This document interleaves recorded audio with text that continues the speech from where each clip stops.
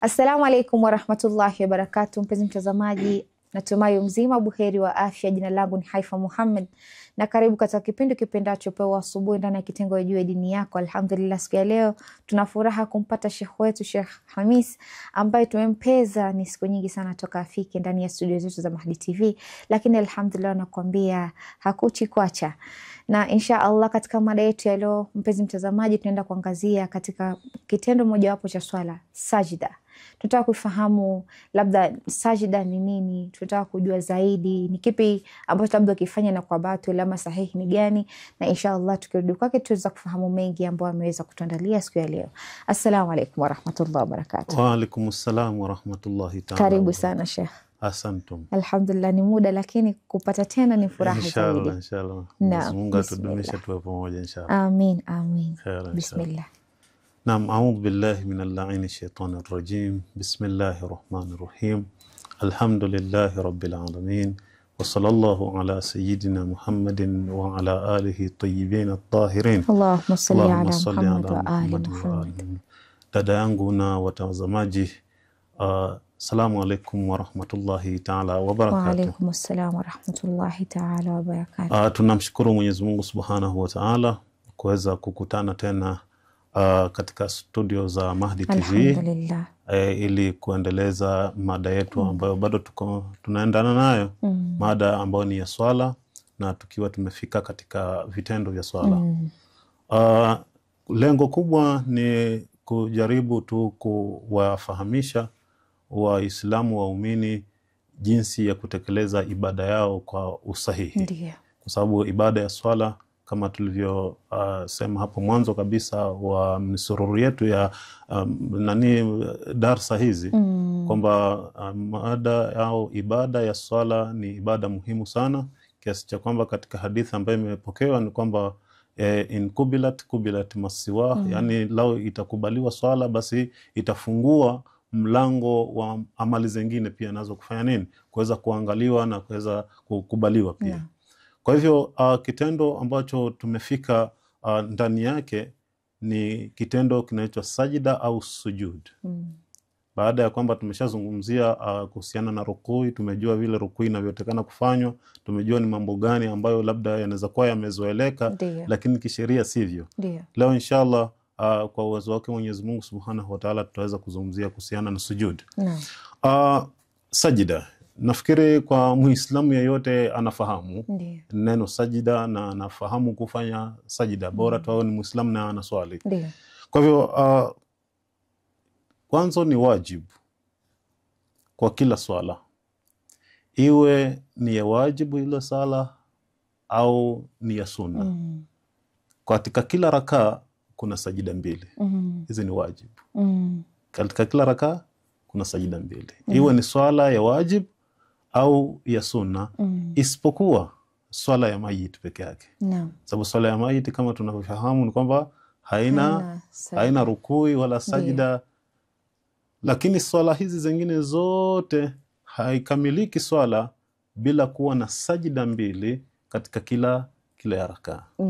Sasa hizi sajida mbili ni pila au ni nguzo ambazo zinaitwa wajib rukni, kama tulivyozungumza huko kwamba zikiwa pamoja, na nasisitiza hapo kwamba nasisitiza na sajida mbili zote mbili kwa pamoja, kwamba zote kwa mbili kwa pamoja ni wajib rukun. Yani ina maana mwenye kuswali akiweza kuziacha zote mbili au akaziongezea zote mbili kwa kukusudia au bila ya kukusudia, sala yake ni batil. Zikiwa ziko pamoja hizi sajida mbili, kwamba hizi sajida mbili zinaitwa ni wajib rukun, kwamba mwenye kuswali lao ataziacha au lao ataleta ziada, imma kwa kukusudia au bila ya kukusudia, sala yake inakuwa ni nini? Sala yake inakuwa ni batil. Lakini ikitokea kwa mfano sajida moja amesahau sajida moja, yani ameacha sajida moja kwa kusahau bila ya kukusudia, au amezidisha sajida moja bila kukusudia, kama ni bila kukusudia sala yake ni sahihi. Lakini ikiwa ni kwa kukusudia kwamba ameona kwamba aongeze, sala yake itakuwa ni nini? Kwa ni batil. Naam. Naam. Hii sajida ili hakikike kwamba ni sajida, kuna mambo kadhaa ni lazima yatimie. Naam. Ili kisheria ithibitike kwamba ni nini? Kwamba ni sajida, kuna mambo kadhaa lazima yafanye nini? Yatimie. Naam. Jambo la kwanza ni kuweka viungo vyote vya sajida chini ya ardhi. Sajida inahakikika kwa kuweka viungo 7 chini ya ardhi. Kiungo cha kwanza ni paji la uso. Cha kwanza ni paji la uso. Naam. Cha pili ni viganja vya mkono. Mikono yote miwili. Yani cha pili na cha tatu. Cha 4 na cha 5 ni magoti mawili yaguse ardhi. Na 6 na 7 ni incha za vidole gumba vya miguuni viguse kwenye ardhi pia. Unapofanya hivi, unapoweka paji la uso chini ya ardhi, viganja vya mikono chini ya ardhi, magoti chini ya ardhi na incha za vidole gumba vya miguuni, hiyo ndio sajida, ndio imekamilika. Na ni lazima iwe kwa staili ambayo yule mwenye kuswali au mwenye kusujudu anakuwa anategemea vile viungo, sio kugusisha. Sio kuvigusisha tu chini. La, ni lazima kwamba mwili wake kuwa stable. Ule mwili wake unategemea nini? Unategemea vile viungo vile ambavyo vimewekwa pale chini. Kwa hivyo vinapowekwa hivi viungo chini vyote 7 hivi, hiyo ndio sajida, ndio imekamilika kwamba hiyo ndio sajida. Naam. Isisahaulike kwamba hiki ni kitendo, kwa hivyo lazima iwe ni kurbatan ila Allah Taala. Isiwe ni kwa lengo lingine lolote. Ndiyo. Kuna mwingine yeye anaweza kuenda chini kwa njia nyingi kwa lengo lake lolote. Haiitwi ni sajida hii ya swala. Na ni sajida ambayo tunaizungumzia au sujudi ambayo tunaizungumzia hapa ni sujudi ya swala. Kwenye swala ambayo ni katika ibada. Naam. Tuende sasa katika details za hivi viungo. Nimevitaja tu kwa ujumla. Kuna paji la uso, kuna viganja viwili, kuna magoti mawili, kuna incha za vidole gumba viwili. Je, wanaposema kwamba paji la uso wanamaanisha nini? Ndio, hilo ni swali nzito sana. Kwa sababu utasikia watu wanachanganya mambo, wengine inafaa pua iwe chini, inafaa iwe juu peke yake. La, inapoambiwa kwamba paji la uso ni mpaka wake ni upi? Paji la uso ni sehemu ambayo iko baina ya nyusi mbili. Huo ni upana. Upana ni baina ya nyusi mbili hizi. Alafu urefu wake ni kuanzia mwisho wa nywele hapa mpaka mwanzo wa pua ya juu. Mwanzo yani kwenye incha ya pua ya juu. Kwa sababu pua ina incha mbili kisheria. Ina incha ya chini na ina incha ya juu. Incha ya chini ni hii na incha ya juu ni hii hapa. Unaporudia kwa mfano katika hukumu za kutayammamu ndio yanakuja maswala haya. Kwa hivyo hii ndio sehemu ya nini? Sehemu ya paji la uso. Lile ambalo linatakana lifanye nini? Iliwekwe chini wakati wa kufanya nini? Wakati wa kusujudu. Na hukumu yake kama vile tulivyozungumza tulipokuwa tunazungumzia katika sehemu ya kuswali. Tulipokuwa tunazungumzia maswala ya sehemu ya kusujudu. Hili paji la uso lina hukumu tofauti na hivi viungo vingine. Lina hukumu tofauti na viganja vya mikono. Lina hukumu tofauti na magoti. Lina hukumu tofauti na nini? Na vidole hivi viwili, vidole gumba. Hili paji la uso ndio lile ambalo linatakana liwekwe juu ya kitu ambacho kinaswihi kusujudia. Hili paji la uso ni kwamba linatakana liwekwe ima juu ya ardhi au kinachotokana na ardhi, kisicholiwa wala kuvaliwa.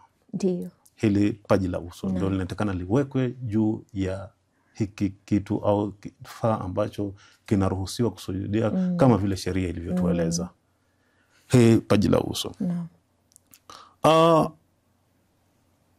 Kwa mfano lao mtu atakuwa amesujudu alafu akagundua katikati ya kusujudu kwamba ameweka paji lake la uso kwenye kitu ambacho hakiruhusiwi kufanya hakiruhusiwi kusujudiwa. Je, hukumu yake ni nini? Anafaa kufanya nini? Sheria inamwambia kwamba aweze kuburuza ile paji la uso, usienue, aburuze mpaka kama anaweza wakupata kitu ambacho kinaweza ambacho kinasihi kusujudia asujudie, aachane na kile kitu ambacho hakisihi kusujudia. Kwa sababu kwa nini anaambua buruza, anaambua asienue? Ukienua alafu ukirudisha unakuwa umeongeza sajida. Naona, na kuongeza sajida kuna mushkil katika nini? Katika swala. Kuongeza nani? Kwa hivyo lazima uburuze. Tuhamie kwenye viganja viwili. Ni sehemu gani ambayo inatakana iwekwe na kwa staili gani? Ndio. Hivi viganja. Kwanza sehemu ambayo inatakana iwekwe kwa yule anayeweza ni kwenye matumbo ya viganja hivi. Hii sehemu hizi. Hizi ndio zinatakana kuwa chini. Kuwa chini. Inatakana kufanya nini? Kuwa chini hii sehemu. Sio mgongo wa hivi viganja wala si katika incha za vidole. Mtu kwa mfano akafanya hivi kama anapiga press up. Hii haitu ni sajida. Ni kwamba ni kwenye tumbo la kiganja, tumbo la hivi viganja ndio linatakana liwe wapi? Liwe chini. Sajida ndio inahakikika hivyo. Lakini tunasemaje? Kwa yule ambaye ana uwezo. Kwa sababu kwa mfano unaweza ukapata mtu labda ana tatizo la mkono, kuna mwingine amekatwa mkono. Je, mtu ambaye amekatwa mkono hana kiganja, ambaye amekatwa kiganja, atafanyaje katika swala? Sheria inamwambia kwamba aweke kile ambacho kinapatikana. Kama labda ni kipande ndio kimebakia, aweke hicho. Kwa sababu ukimwambia huyu kwa mfano aenda atafuta kiganja, atakipata hapo na wakati hana. Kwa hivyo sheria haimlazimishi kama vile ambavyo sheria haikulazimishi kitu ambacho huwezi. Naona Mwenyezi Mungu kwa hekima yake yani.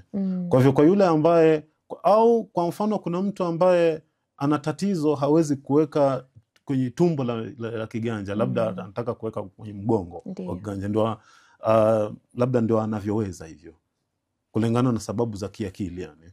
Kwa hivyo huyo anaambiwa tu aweke yoyote vile ambavyo anaweza. Naam. Magoti mawili. Kabla tufikie hapo kwa magoti.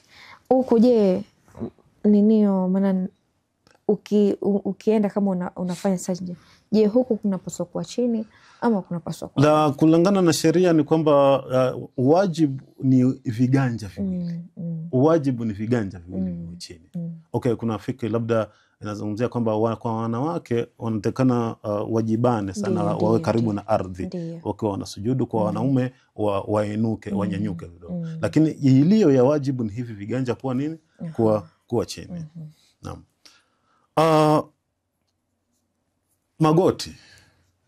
Magoti ni ihakikike kwamba yamegusa chini. Vidole hivi viwili vya miguuni. Je, vinawekwa hivi? Vinawekwa hivi au vinawekwa hivi? Sababu tunapata kwamba kuna watu tofauti. Kuna mwingine anaweka labda vimelala hivi, kuna mwingine vimelala hivi. Hizi zote hazina mushkil, hazina tatizo katika style hizi zote. Bora tu ni hivi vidole gumba ambavyo viwe vimegusa ardhi. Lakini inapendekeza zaidi kwamba ziwe ni incha za vidole gumba ndio zimefanya nini? Ndio zimegusa chini. Incha za vidole gumba ndio zimegusa chini. Jambo lingine ambalo ni wajibu katika sujud ni kitu inaitwa dhikr. Kuna ile dhikr ambayo inasoma. Ni wajibu. Bila ile inakuwa sajida yako haijakamilika. Na dhikr yenyewe ni subhana rabbiyal ala wa bihamdi. Kwamba utukufu ni wa Mola aliye juu, yani aliyetukuka, na sifa pia ni zake yeye. Subhana rabbiyal ala wa bihamdi. Hii ni dhikri ya sujud. Sasa hii dhikri kama tulivyosoma kwenye rukuu, hii pia nayo ina ya wajibu na ina sunna. Je, wajibu ni gani? unaweza kusoma hii ndefu, subhana rabbiyal ala wa bihamdi, na inatosha. Na vile vile unaweza kusoma subhanallah subhanallah subhanallah mara ngapi? Mara 3. Ndiyo. Na hii pia nayo inafanya nini? Inatosheleza pia. No. Kwa hivyo uko na khiari, ima usome subhana rabbiyal ala wa bihamdi mara 1, au subhanallahi subhanallahi subhanallah. No. Hiyo inatosha. Jambo lingine ambalo ni la kulizingatia katika sujud, hali ya kwamba mtu yuko sajida, ni utulivu. Wakati wa kusujudu lazima uwe mtulivu. No. Lazima isiwe mtu ambaye anayumba mfano, au ana haraka zingine, movements. La hasha. Sajida inatakana iwe katika hali ya utulivu. Na hata kaanza kusoma dhikr ambao tumeitaja zaidi, ni lazima uhakikishe kwamba umeshatulia ndio uanze kusoma dhikr. Mashallah. Sio kwamba hata haujafika kwenye sajida tayari umefanya nini, tayari unasoma dhikr. La hasha. Ni inatakana uende utulie mwanzo, halafu ndio ufanye nini, ndio usome dhikr. Na vile vile utulivu kwa maana ya kwamba unapokuwa sajida, viungo vyote vinatekana vile vile ambavyo vinatekana viguse chini, inatekana vile vimetulia. Sio kwa mfano unainua mkono au unainua mguu mwingine au unainua goti. Yani kwa ufupi ni kwamba ni kuwa na utulivu na unyenyekevu, kwa sababu hii ni ibada. Maana unaongea na Mwenyezi Mungu. Naam. Naam, shukran sana Sheikh kwa kuweza kutuelezea machache haya katika awamu ya kwanza. Acha tuende mapumziko, tukirudi katika awamu ya pili tuweza kufahamu mengi inshallah. Asante Sheikh. Kurudi kwako mpenzi mtazamaji, natumai katika awamu ya kwanza tukiwa na Sheikh Khamis ndani ya studio zetu za Mahdi TV, naamini unaweza kufaidika naye kuhusiana na swala zima la kitendo cha swala sajda, na inshallah naamini utakuwa upo hapo kuweza kusikiliza kumkiza Sheikh anavyosema, anavyokuelezea, na naamini utatilia maanani. Na inshallah mpenzi mtazamaji, acha tuchukue mapumziko, tutakaporudi tuendelee zaidi.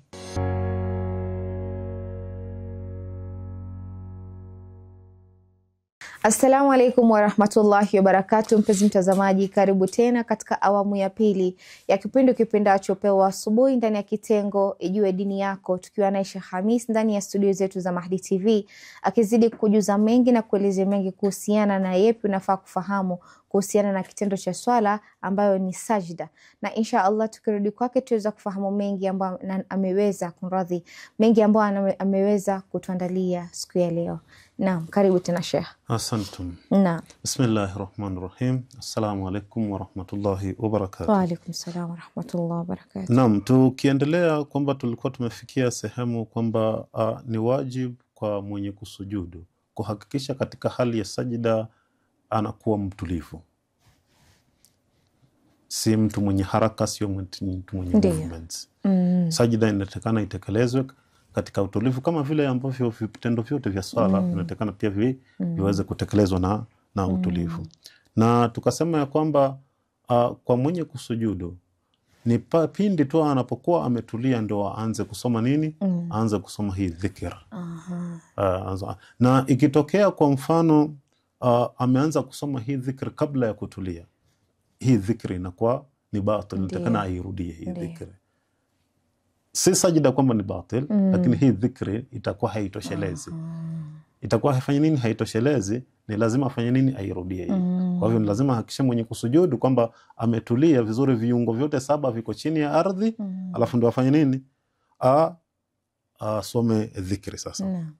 Now, jambo lingine ambalo ni la lazima katika sujudi ni kikao cha kutulia baada ya sajida ya kwanza. Baada ya sajida ya kwanza ananyanyuka katika kile kukaa kule kitako, anatakana atulie kidogo, alafu ndio arudi wapi? Aruje sajida ya pili. Ndio wengine wanasema astaghfirullah wa atubu ila, alafu ndo aende tena. Ndio maana kuna hiyo dhikra ambayo ni mustahabu, sio wajibu. Hiyo astaghfirullah rabbi wa atubu ila, au astaghfirullah, au wengine wanasema alhamdulillah. Ile ni ya kuhakikisha kwamba umepata utulivu.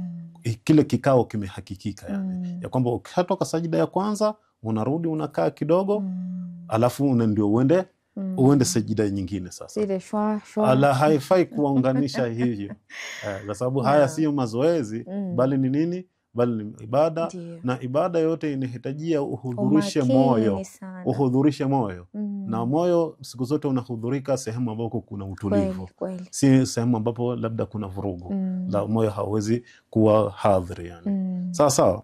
Kwa hivyo kuna hiki kikao kinaitwa jalsatul istiraha, kwamba lazima baada ya sijida ya kwanza unarudi unakaa kidogo, alafu ndio unarudi ufanye nini? Unarudi unafanya sajida nyingine tena ya pili. Ndiyo.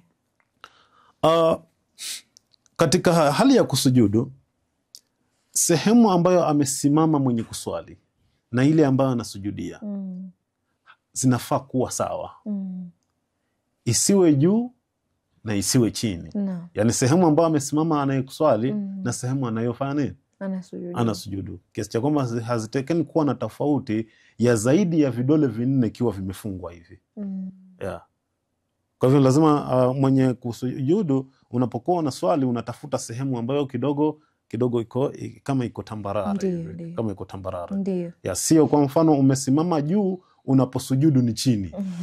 Au umesimama chini unasujudu wapi? Unasujudu juu. La, haifai. No. Kwa hivyo lazima ziwe zimetoshana, au hata kama kuna tofauti, lakini sio tofauti kubwa sana kiasi cha kwamba haipiti vidole 4 ambavyo vimefanya nini? Ambavyo vimefungwa. Ndiyo.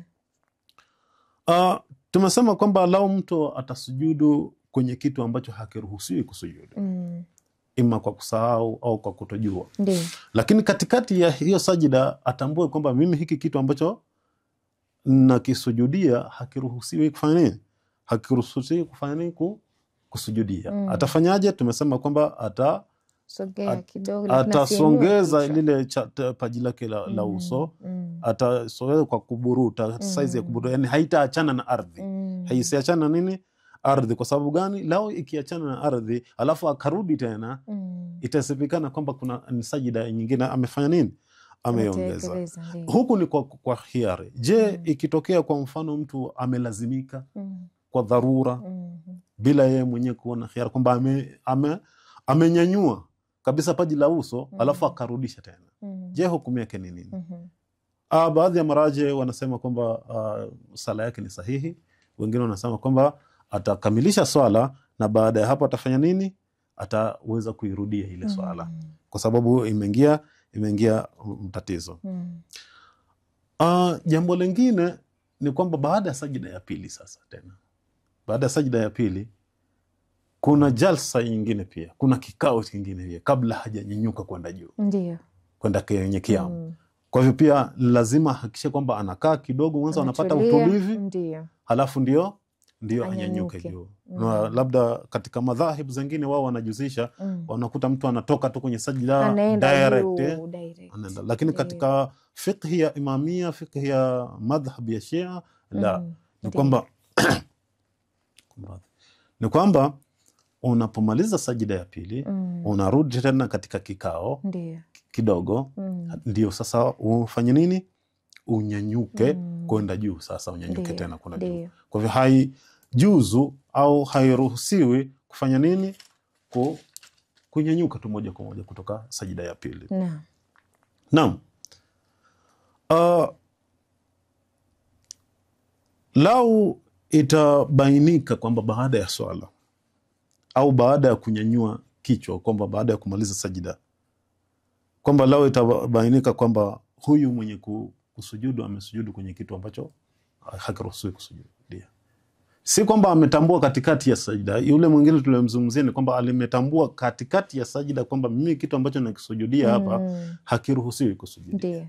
Huyu sasa ni ima baada ya kwamba ameshamaliza sajida, yani ameshatoka kwenye hiki kitendo, ameshanyanyua kichwa, au ameshamaliza swala kabisa, amebaini kwamba kile kitu ambacho mimi nilikisujudia la ni vitu ambavyo haviruhusiwi kufanya nini? Kusujudia. Huyu swala yake ni sahihi na hakuna chochote ambacho anatakana afanye tena, kwamba swala yake ni sahihi. Now, tumezungumzia kuhusiana na sajida inavyotakana kufanya, japo kwa ufupi sana. Ndio. muhimiza tu msikilizaji ni kwamba arudi kwenye vitabu vya fiqh, kuna details ambazo zimetajwa zingine ambazo hatuwezi kuja nazo hizo zote kwa ufupi sana. Je, ikitokea mtu kwa mfano hawezi kutekeleza sajida kwa mfumo huu, je, sheria inamwambia nini? Ndio maana kuna mtu utakuta ni mgonjwa ama mtu amezeeka, sasa haezi kule tena, kiuno ndio hivyo kimeacha, haezi tena kuinama. Sasa hukumu yake inakuwa ni gani? Mtu ambaye hawezi akatekeleza hiki kitendo kiasi cha kwamba viungo vyote saba vikawa viko kwenye ardhi, je, anafanya nini? Ima anaweza kuwa ni mgonjwa, ima anaweza kuwa ni uzee, sababu tunaona umri unapofika sehemu fulani hauwezi kuinama. Kweli. Umri unapofika fulani kuna vitu fulani huwezi kuvifanya. Si kwa khiari yake, ni hali ndio imefanya nini? Hali ndio imesababisha iwe hivyo. Je, anafanyaje? Kwa hivyo huyu ana hali tofauti. Mtu kama huyu ambaye hawezi kusujudu kwa staili ambayo tumeielezea, kiasi cha kwamba viungo vyote saba viwe vimefanya nini? Vimegusa ardhi. Huyu ana hali sawa. Kuna mwingine kwamba anaweza akafanya baadhi ya vitu na vitu vingine ndo hawezi. Kwa mfano, kuna mwingine ambaye anaweza akaweka paji chini lakini hawezi kuweka magoti. Kuna mwingine anaweza kuweka magoti, hawezi kuweka paji la uso, kulingana na hali aliyo. Kwa hivyo kama ana uwezo wa kufanya baadhi ya harakati, baadhi ya vitendo katika sajida, anaweza akafanya, basi atafanya vile ambavyo anaweza. Vile ambavyo hawezi, ataachana navyo. Hakika. Kama ana uwezo tu peke yake labda wa kuweka magoti chini ya ardhi, ataweka magoti. Na kama ana uwezo tu wa kuweka labda vidole viwili peke yake chini ya ardhi, ataweka tu. Huku kwingine atafuta njia ambayo atakuwa comfortable zaidi, ambayo ataweza kufanya hii sajida. Na vipi kuhusu wale ambao labda utakuta wamekaa kwa kiti alafu ameweka ni kama kuna meza pale mbele yake? Vipi hiyo nao tunaisema kivipi? Ndio nilikuwa ninakuja katika hiyo. Kwa sababu hapa kuna sehemu ambayo ni very sensitive, ambayo ni paji la uso. Hili paji la uso linafanywa. Ndio. Lakini kabla hatujafika hapo mwanzo, kama huyu ni mtu ambaye hawezi kabisa kuinama, completely hawezi kabisa kuinama, je, ataiashiria vipi kwamba sasa yuko kwenye sajida? Tuchukulie kwamba huyu mtu yeye anaweza kusimama tu peke yake, hawezi kufanya shughuli nyingine yote. Hawezi kuinama kwa mfano kwenye rukuu, nafikiri tunazungumzia katika rukuu, ila vile hawezi kuingia ndani. Sasa ni kitendo gani ambacho kitamuonyesha yeye kwamba yuko katika sajida akiwa anaswali? Na tulisema kwamba swala haina udhuru. Kwa sababu hata ukiwa katika pumzi zako za mwisho na muda wa swala umefika, unahitajika ufanye nini? Uswali kwa staili ile ambayo sheria imekuwekea. Sasa mtu huyu ataashiria na kichwa, yani atabadilisha position ya kichwa. Kwa mfano labda kwenye rukuu alikuwa yuko kwenye position fulani, alafu atanuia kwamba sajida sasa kichwa labda takirudisha chini kidogo, ndio ibainike kwamba sasa yuko kwenye nani? Yuko kwenye sajida. Na ikitokea kwa mfano hawezi kusongesha hata kichwa, yani kwa mfano ni mtu amelala. Maana kuna wale labda mtu amelala kwa kitanda, mtu amelala, mgonjwa, sasa mikono labda hainuki, viungo havifanyi kazi. Ndio. Huyo anafanyaje? Huyo atatumia ishara ya macho. Kwamba hapa sasa mimi niko kwenye rukuu na hapa sasa niko kwenye sajida. Huyo atatumia nini? Ishara ya macho. Naam. Tunakuja katika swali lako ambalo umeniuliza kwamba je, kuna watu unawaona kwamba wameweka viti alafu kiti kimewekewa kibao hivi hapo, kuna meza labda, alafu hapo ndio anasujudia. Hasa hili linapata wagonjwa ambao labda wamejeruhiwa, wana majeraha au wazee. Je, ni vipi? Hii ni njia moja wapo ya kutekeleza vile vitendo ambavyo wanaweza katika sajida. Na kwa sababu paji la uso ni muhimu zaidi, au inapendekezwa au ni wajibu, tunaweza tukasema kwamba achukue kile kitu ambacho kinaswihi kusujudia, akinyanyue akiweke kwenye paji la uso anapokuwa anasujudu. Na ndio maana utapata kwamba kuna wazee mtu hawezi kuinama moja kwa moja, lakini anakaa kwenye kiti, mbele yake kuna kama kajimeza hivi. Ndiyo. Wakati wa kusujudu anasujudu, kumewekwa turuba pale, anasujudia. Ndiyo. Ile ni sahihi kabisa, ambayo sheria imeruhusu kwa mtu ambaye hawezi. Kwa hivyo atachukua kile ambacho kinasihi kusujudia, alafu wakati wa sajida sasa atakiweka wapi? Sasa awe amekaa, awe ana uwezo wa kukaa. Kama ana uwezo wa kukaa, atafanya hivyo kwa kukaa. Na kama hana uwezo wa kukaa, atafanya hivyo, kwa mfano ana uwezo wa kusimama, atafanya hivyo kwa kusimama. Na kama hana uwezo wa kusimama, amelala, hali kadhalika pia atafanya nini? Atafanya hivyo kwa kulala. Atahakikisha kwamba kile kitu ambacho kinasihi kusujudia amekibandika kwenye paji la uso, inshallah. Na kuhusiana na swala hivyo vile wamekaa na ndo anaenda sijda, hii mikono anafaa kukaa hapo kwa mapaja, ama anafaa mikono yake labda ikae pahali anasujudia? Kwa sababu pale hii mikono haiwezi kufanya nini? Haiwezi kugusa ardhi. Haiwezi kugusa ardhi. Kwa hivyo ni kwamba hii mikono ataiweka pale mahali ambapo anaona yuko comfortable zaidi. Ataweka mara nyingi anaiweka pale mahali ambapo hiki kitu cha kusujudia kipo. Kama kwa mfano kama kuna meza, anaiweka pale, anasujudu. Mashallah, shukran sana Sheikh. Sijui kama kuna lolote tumebakisha ama tumemalizia hapo. Kwa hapa tunakuwa tumehukumu kwa ufupi tu, ni kwamba hii imetoa tu ni ufunguo. Kwa hivyo tunakuwa tumesha fika mwisho wa maelekezo kuhusiana na jinsi sajida inavyokuwa na hukumu zake. Angalau itampa mtu ufumbuzi, labda aone anafanya makosa wapi. Ndio, ni lazima tuwe makini, kwa sababu hivi tumesema kwamba ni vitendo vya swala, na swala ni ibada takatifu sana. Kwamba tusifanye, narudia tena, tusifanye vitu kwa mazoea. Kweli. Wengi wetu huwa tunafanya vitu kwa mazoea. Haya percentage wengi wanafanya swala kama mazoea. Hawafati kile kitendo ninachokifanya nimefanya sahihi ama sijafanya sahihi.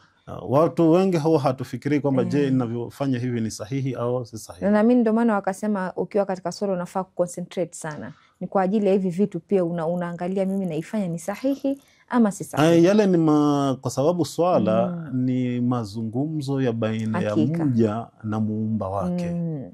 Kwa hivyo, na ndio maana ni muhimu sana swala ambayo imekamilika ni lazima iwe ina focus.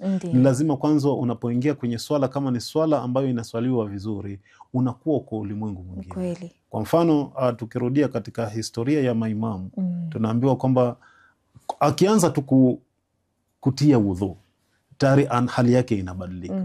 Hali yake inabadilika kwa sababu yule mtu ambaye anajitayarisha kusimama mbele yake ndio aliyemuumba. Ndio ana uwezo wote. Ana uwezo wa kukata uhai wako wakati wowote. Ana uwezo wa kubadilisha maisha yako 360 degrees kwa sekunde tu. Kwa mfano watu wanaopata ajali, utakuta mtu leo saa hii amekuwa ni mzima, sekunde inayopita hana miguu kwa mfano. Kwa hivyo inakuwa unaenda kusimama mbele mtu ambaye anajua lako la dhahiri, la public, na la siri analifahamu yeye. Yani yeye ukitekeleza la siri, yuko mbele anakuangalia hivi. Bali na kwamba utakuwa umejificha na watu wote na viumbe wale wengine wote, lakini yeye anatizama. Kwa hivyo ndio wakati wa kwenda unasala, watu wanaenda kusimama mbele yake. Na kuzungumza naye, kujaribu kutoa maombi yako. Na ndio maana naambiwa kwamba maimamu walikuwa kiingia kwenye swala wanabadilika. Mtume alikuwa akiingia kwenye swala na hali yake inabadilika, anakuwa yuko ulimwengu mwingine. Kwa sababu focus ni ya yule. Ni kama vile ambavyo unapata mwaliko kwa mfano wa mtu ambaye ni mashuhuri. Kwa vigezo vya mtu yeyote yule ambaye mtu wake ni mashuhuri. Mara nyingi unapoongea na yule mtu unakuwa haya yaliyo huko kando hayakushughulishi. Kwa sababu kwanza ni fursa adimu, si kila wakati unaipata, na vile vile ni mtu ambaye lau ataamrisha kwa mfano ufanywe hivi unaweza ukafanya. Kwa mfano rais, lau ukipata rais, hawa marais wetu tu wa system zetu hizi. Lau umeambiwa kwa mfano sasa mimi naongea, kuna Ruto yuko hapo na nataka kuongea. Mbali na kwamba tuna matatizo mengi lakini kwa ile yale mansabu aliyonayo, kile cheo alichonayo kinakufanya kwamba uconcentrate zaidi. Hata akiongea jambo kwa mfano la kawaida, lakini wewe utalichukulia kwa uzito. Sembosa Mwenyezi Mungu Subhanahu. Na ndio ukiangalia pia Mwenyezi Mungu ana hikma yake kwa nini sisi kama binadamu tunapokuwa na hasira, kupewa ule ushauri ndio katawadhe, swali japo raka 2. Unajua ukifika pale kuna mambo mengi ambayo yatashuka kwa sababu unaongea na nani? Na Muumba wako. Kabisa, na kitu pale ndio inathibitika, ndio unathibitisha kwamba wewe si chochote. Hakika. Wewe ni dhalili yani. Kwa hivyo hata kile ambacho umekipanga unakipanga, lakini wewe hauna nguvu zozote. Hakika. Shukran sana Sheikh kwa kuweza kuwa nasi kuanzia mwanzo hadi mwisho. Ni furaha zaidi na mimi tuweza kukutana zaidi kuweza kujadili masuala mengi kuhusiana na dini na kuwapa wasikilizaji ama mtazamaji, kumpa mtazamaji fursa ya kuweza kufahamu mengi, kuweza kujua mengi, na yote pia anayesikiliza. Maana inaweza kuwa mtu yuko jikoni na ameweka televisheni lakini pia anapata mawili matatu yanayomfikia. Shukran sana Sheikh. Asante. Kurudi kwako mpenzi mtazamaji, natumai katika awamu ya pili tukiwa naye Sheikh Khamis ndani ya studio zetu za Mahdi TV amezidi kuelezea na kujuza mengi, na fahamu ama naelewa ya kwamba uende ukaona labda inaweza kuwa ni kitu kigumu, lakini si kitu kigumu unapofuata tu sheria, kufahamu swala inahitaji nini, kufahamu vitendo vya swala.